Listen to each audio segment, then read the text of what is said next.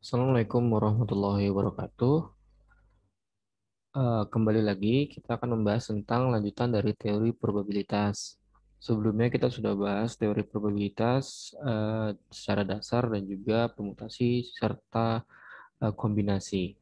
Nah, hari ini kita akan melanjutkan pembahasannya. Oke, probabilitas itu eh, dibagi dua secara umum. Itu ada percobaan tunggal dan juga percobaan banyak atau yang lebih dari dua gitu ya. Di sini ada juga mutual eksklusif dan juga non mutual eksklusif. Sedangkan untuk percobaan banyak ada independence atau bebas dan dependent atau bersyarat. Dan di sini akan diketahui kasus atau kondisi seperti apa yang dialami oleh masing-masing kejadian ini. Untuk mutual eksklusif itu adalah jadi suatu kondisi di mana akan muncul kejadian secara bersamaan gitu ya. Artinya jika kita melakukan suatu percobaan, maka kejadian muncul bersamaan itu dikatakan mutual eksklusif.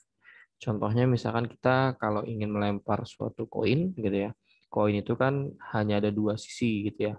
Nah, jadi munculnya kejadian bersamaan sisi gambar dan sisi angka dalam pelemparan satu koin itu berapa seperti itu. Nah, pastinya tidak mungkin akan terjadi seperti itu ya, karena mereka akan muncul salah satu kecuali ada dua koin, tiga koin atau lebih gitu, itu masih akan ada kemungkinannya gitu. Nah, di dalam mutual eksklusif ada dua jenisnya, yaitu adalah joint probability dan juga union probability. Di mana joint probability itu adalah yang terjadi dari kejadian A dan B. Jadi kejadian yang tadi saya sebutkan, misalnya melemparkan satu koin, munculnya sisi A gitu ya, atau kejadian A dan kejadian B itu bersamaan gitu ya. Jadi tidak akan mungkin gitu ya. Jadi hasilnya nol atau probabilitasnya nol. Karena tidak akan mungkin dalam pelemparan satu koin itu akan ada muncul dua kejadian gitu ya. Sama di sini contohnya adalah jika kita melempar dadu, kita berharap akan muncul secara bersamaan angka 3 dan angka 5 gitu ya. Nah, terus yang kedua adalah union probability gitu ya, yang terjadi dari kejadian A dan kejadian B. Eh, ini apa namanya akan diketahui berapa probabilitas dari jika ada dua kejadian yang tidak bersamaan gitu ya. Contohnya misalkan contohnya misalkan di sini. Misalkan ada kotak gitu ya. Di dalamnya ada beberapa jenis kelereng warna merah, biru dan juga kuning. Nah, masing-masing ada 4 merah, 10 biru, 6 kuning gitu ya. Nah, jika dalam sekali pengambilan yang akan terambil itu adalah warna merah dan warna biru. Nah, ini masih mungkin akan terjadi karena kondisinya ini tidak walaupun pengambilan bersamaan tetapi tidak satu item gitu ya. Dalam arti ini ada banyak gitu ya, ada tiga kejadian gitu ya, kelereng merah, kelereng biru dan juga kelereng kuning. Nah, di sini yang ingin diketahui adalah dalam sekali pengambilan berapa kemungkinan akan kita dapatkan kelereng merah dan juga kelereng biru gitu ya.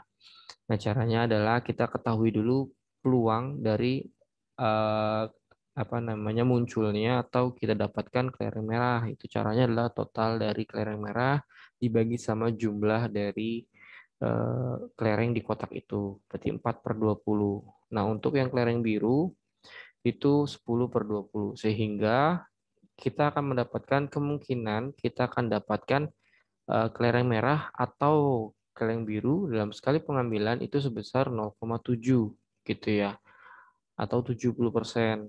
Nah, ini eh, dari sisi prosentase ini cukup tinggi gitu ya. Jadi akan kita dapatkan merah atau biru gitu ya. Oke, kita balik lagi. Ini selain mutual eksklusif, ada juga non mutual eksklusif, yaitu adalah peristiwa di mana dua kejadian dapat terjadi secara bersamaan dengan rumusnya seperti ini. Oke. Nah, terus ada contoh lagi. Jadi ada satu tumpuk kartu, di dalamnya ada berbagai jenis kartu ya yang kita tahu.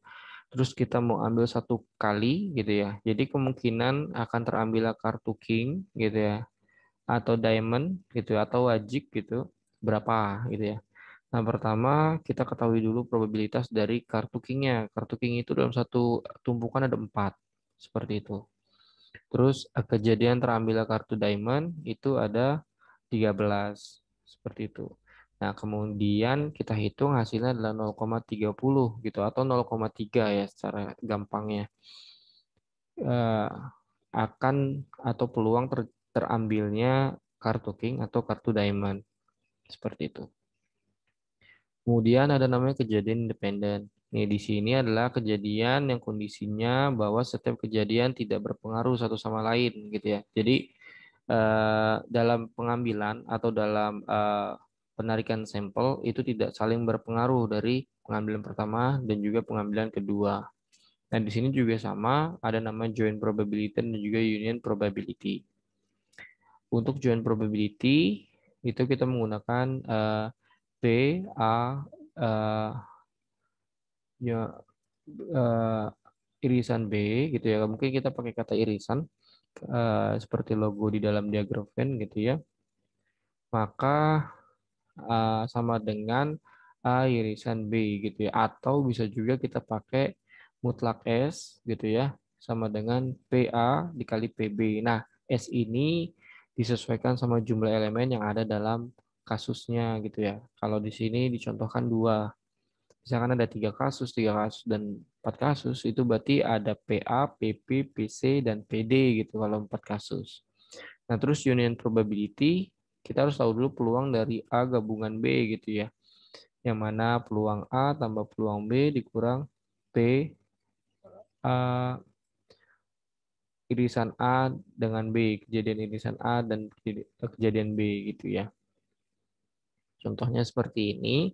Jadi misalkan diketahui bahwa suatu perusahaan produksi kursi gitu ya, dari 100 kursi ada 20 kursi yang rusak.